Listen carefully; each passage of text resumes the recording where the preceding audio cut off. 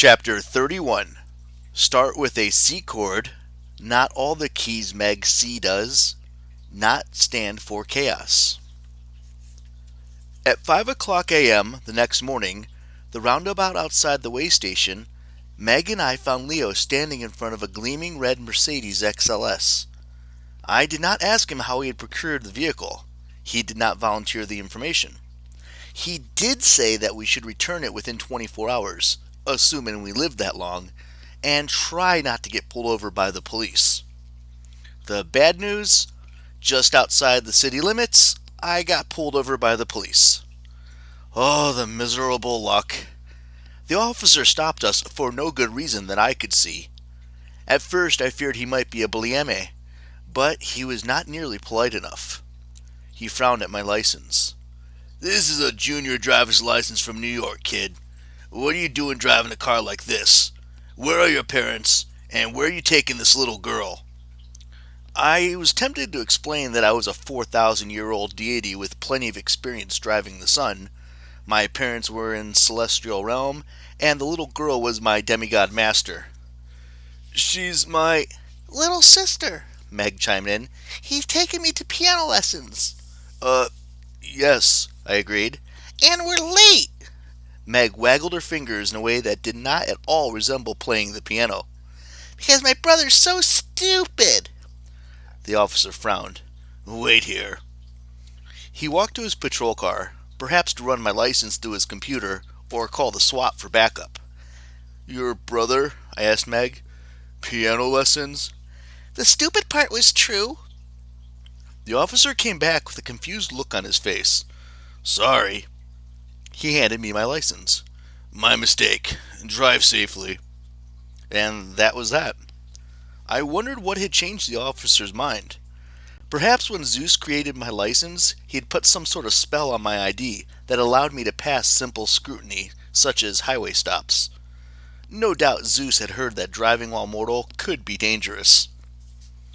We continued on, though the incident left me shaken. On Highway 37, I glanced at every car heading in the opposite direction, wondering which were driven by blieme, demigods, or mercenaries commuting to work at Commode Palace, anxious to destroy my friends in time for the naming ceremony. In the east, the sky lightened from onyx to charcoal. Along the roadside, sodium vapor street lamps tinted the landscape. Agamenthius orange, fences and pastures, stands of trees, dry gullies. Occasionally we spotted a gas station or a Starbucks oasis. Every few miles we passed billboards declaring gold, best prices, with a smiling man who looked suspiciously like King Midas in a cheap suit. I wondered how Listieres was doing back at the way station.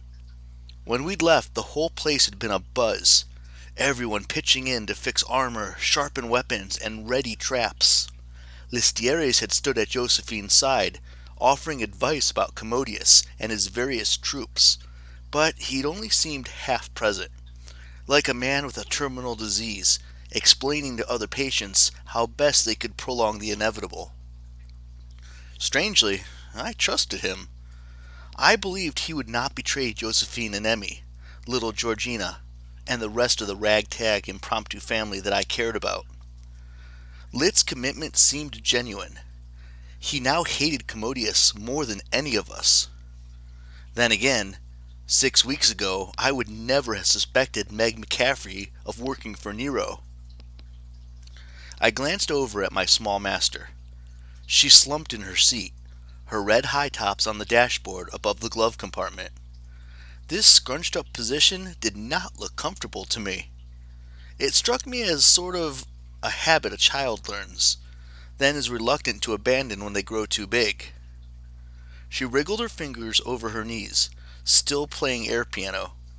"You might try putting a few rests in your composition," I told her, "just for variety." "I want lessons." I wasn't sure I heard her correctly. "Piano lessons? Now?" "Not now, dummy, but someday. Can you teach me?"